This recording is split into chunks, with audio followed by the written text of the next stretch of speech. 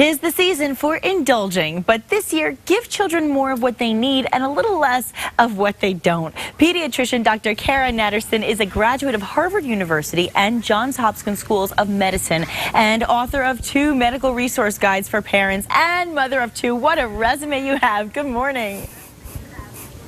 Good morning. Happy holidays. Happy holidays to you, too. And, I want to mention that more than 10% of American children between the ages of 2 and 5 are already classified as obese. So what's the biggest culprit of childhood obesity? I think that number is really astounding, 10%. Yeah. And it comes from a study called FITS, which is the Feeding Infants and Toddlers study that was started about 10 years ago by Gerber. What FITS found is that kids are eating too much sugar and too much saturated fat. It also found that kids are eating a huge number of calories in their snacks. 1 out of every 3 calories that a child eats during the day is from a snack. Wow. And that's kind of remarkable.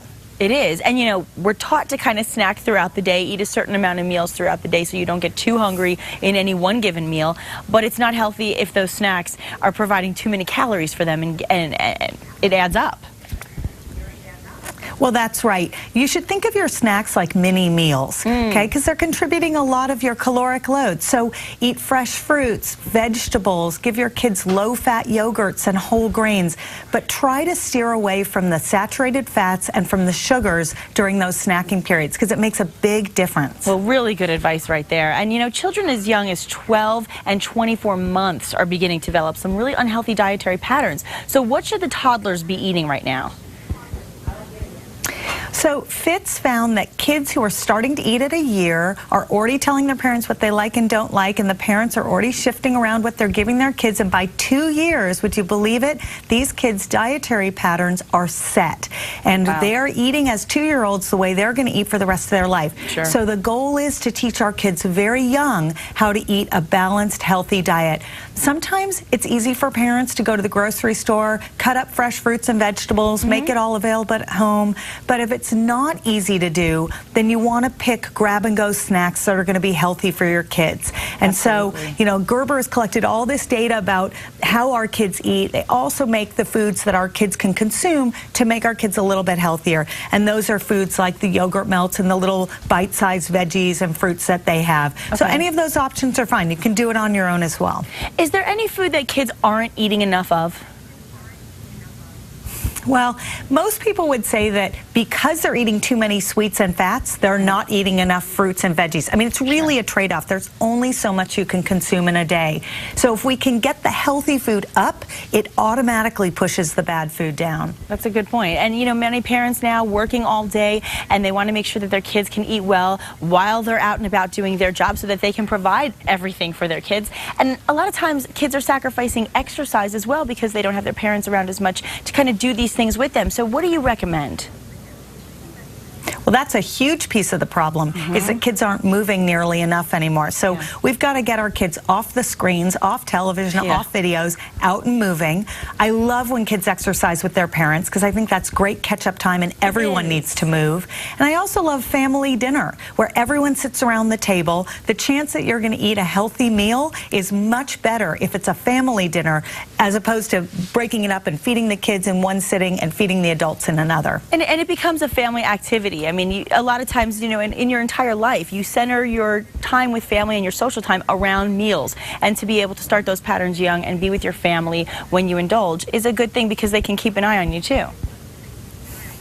That's right, and it's a great time to check in emotionally. It's a great time to catch up with your kids in their social world. So there are a ton of benefits to family dinner that go beyond basic nutrition. Definitely. Let me ask you this. What are some of the best bets for indulging in moderation, and how can a parent set a really good example?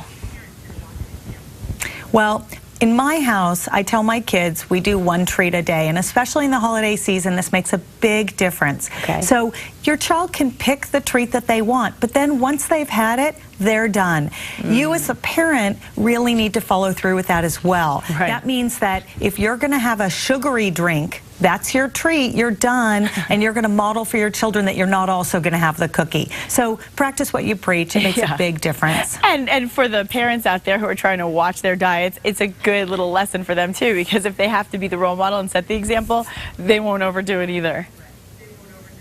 That's right. Let your kid be your motivator. Exactly. That's fantastic, and it'll really help. Well, Dr. Natterson, your books, I mean, they're really helpful. Can you tell our viewers a little bit about them?